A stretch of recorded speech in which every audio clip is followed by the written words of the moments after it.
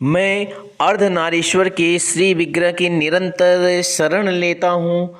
उसका वर्ण मंदुक पुष्प और सुवर्ण के समान रक्त प्रीत मिश्रित है। वह अपनी भुजाओं में सुंदर अक्षमाला, पास अंकुश और वरद मुद्रा धारण करता है। अर्धचंद्र उसका आभूषण है तथा वह 3 नेत्रों से सुशोभित है। राजा ने कहा, भगवान अपने अपने रक्तबीज के वश से संबंध रखने वाली देवी चंडिका का एक अद्भुत महात्म्य मुझे बतलाया। अब रक्तबीज के मारे जाने पर अत्यंत क्रोध में भरे हुए शुंभ और निशुंभ ने जो कर्म किया उसे मैं सुनाता हूँ। ऋषि कहते हैं, राजन, युद्ध में रक्तबीज तथा अन्य दैत्यों के मारे जाने पर शुंभ और निशुंभ के क्रोध की सीमा न रही। अपनी विशाल सेना इस प्रकार मारी जाती देख निशुंभ अमर्ष में भरकर देवी को दौड़ा। उसके 7 असुरों की प्रधान सेना थी। उसके आगे पीछे तथा पार्श्व भाग में बड़े बड़े असुर थे जो क्रोध से ओट चबाते हुए देवी को मार डालने के लिए आए। महापराक्रमी शुंभ भी अपनी सेना के 7 मातृगणों से युद्ध करके क्रोधवश चंडिका को मारने के लिए आ पहुंचा। तब देवी के साथ शुंभ और निशुंभ का घोर संग्राम छिड़ गया। वे दोनों दैत्य मेघों की भांति बाणों की भयंकर विष्ट कर रहे थे।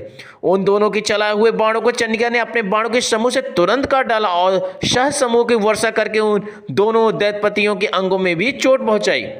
निशुंभ ने तीखी तलवार और चमकते हुए ढाल लेकर देवी के शेष वाहन सिंह के मस्तक पर प्रहार किया। अपने वाहन को चोट पहुंचने पर देवी ने क्षुरप्र नामक वाण से निशुंभ की शेष तलवार तुरंत ही काट डाली और उसकी ढाल भी, जिसमें 8 चांद जड़े थे, खंड खंड कर दिया। ढाल और तलवार के कट जाने पर उस असुर ने शक्ति चलाई, किंतु सामने आने पर देवी ने चक्र से उसके भी 2 टुकड़े कर दिए। अब तो निशुंभ क्रोध से जल उठा और उसने दानों ने देवी को मारने के लिए शूल उठाया, किंतु देवी ने समीप आने पर उसे भी मुक्के से मारकर चूर कर दिया। तब उसने गदा घुमाकर चंडी के ऊपर चलाई, परंतु वह भी देवी के त्रिशूल से कटकर भस्म हो गई। तदंतर दैत्यराज निशुंभ को फरसा हाथ में लेकर आते देख देवी ने बाण समूह से घायल करके धरती पर सुला दिया। उस भयंकर महापराक्रमी भाई निशुंभ की धराशायी हो जाने पर शुंभ को बड़ा क्रोध हुआ और अंबिका का वध करने के लिए वह आगे बढ़ा। रथ पर बैठे ही उत्तम आयुधों से सुशोभित अपनी बड़ी बड़ी 8 अनुपम भुजाओं समूचे आकाश को ढक कर वह अद्भुत शोभा पाने लगा। उसे आते देख देवी ने शंख बजाया और धनुष की प्रत्यंचा भी अत्यंत दुस्साह शब्द किया। साथ ही अपने घंटे के शब्द से जो समस्त दैत्य सैनिकों का तेज नष्ट करने वाला था, संपूर्ण दिशा को व्याप्त कर दिया। तदंतर सिंह ने अपने दहाड़ से, जिसे सुनकर बड़े बड़े गजराजों का महान मद दूर हो जाता है, आकाश पृथ्वी और 10 दिशाओं को गुजा दिया। फिर काली ने आकाश में उछलकर अपने दोनों हाथों से पृथ्वी पर आघात किया। उससे ऐसा भयंकर शब्द हुआ जिससे पहले के सभी शब्द शांत हो गए। तत्पश्चात शिवदूती ने दैत्यों के लिए अमंगलजनक हट्टहास किया। इन शब्दों को सुनकर समस्त असुर थर्रा उठे, किंतु शुंभ को बड़ा क्रोध हुआ। उस समय देवी ने जब शुंभ को लक्ष्य करके कहा, ओ दुरात्मा, खड़ा रह, खड़ा रह। तभी आकाश में खड़े हुए देवता बोल उठे, जय हो, जय हो। तुमने वहां आकर ज्वालाओं से युक्त अत्यंत भयानक शक्ति चलाई। अग्निमय पर्वत के समान आती हुई उस शक्ति को देवी ने बड़े भारी लूक से हटा दिया। उस समय शुंभ के सिंहनाद से तीनों लोग गूंज उठे। राजन, उसकी प्रतिध्वनि से वज्रपात के समान भयानक शब्द हुआ, जिसने अन्य सब शब्दों को जीत लिया। शुंभ के चलाए हुए बाणों के देवी ने और देवी के चलाए हुए बाणों को शुंभ ने अपने भयंकर बाणों द्वारा सैकड़ों हजारों टुकड़े कर दिए। तब क्रोध में भरी हुई चंडिका ने शुंभ को शूल से मारा। उसके आघात से मूर्छित हो वह पृथ्वी पर गिर गया। इतने में ही निशुंभ को चेतना हुई और उसने धनुष हाथ में लेकर बाणों द्वारा देवी काली तथा सिंह को घायल कर दिया। फिर उस दैत्यराज ने उस 10,000 बाहें बनाकर चक्रों के प्रहार से चंडिका को आच्छादित कर दिया।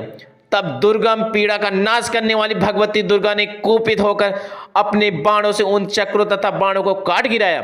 यह देख निशुंभ दैत्य राजा के साथ चंडिका का वध करने के लिए हाथ में गदा ले बड़े वेग से दौड़ा। उसके हाथ ही चंडिका तीखी धार वाली तलवार से उसकी गदा को शीघ्र ही काट डाला। तब उसने शूल हाथ में ले लिया और देवताओं को बड़ा पीड़ा देने वाले निशुम्भ को शूल हाथ में लिए आते देख चंडिका ने वेग से चलाए हुए अपने शूल से उसकी छाती छेद डाली और शूल से विदर हो जाने पर उसकी छाती से एक दूसरा महाबली और एवं महापराक्रमी पुरुष खड़ी रह कहता हुआ निकला। उस निकलते हुए पुरुष की बात सुनकर देवी ठठाकर हंसने लगी और खड़क से उन्होंने उसका मस्तक काट डाला। फिर तो पृथ्वी पर गिर पड़ा। तदंतर सिंह अपनी दाढ़ों से असुरों की गर्दन कुचलकर खाने लगा तथा बड़ा भयंकर दृश्य था। उधर काली शिवदूती ने भी अन्यान दैत्यों का भक्षण आरंभ किया। कौमारी की शक्ति से विदर होकर कितने ही महादैत्य नष्ट हो गए। ब्राह्मणी के मंत्र पूत जल से निस्तेज होकर कितने ही भाग खड़े हुए और कितने ही दैत्य माहेश्वरी के त्रिशूल से छिन्न भिन्न हो धराशाही हो गए।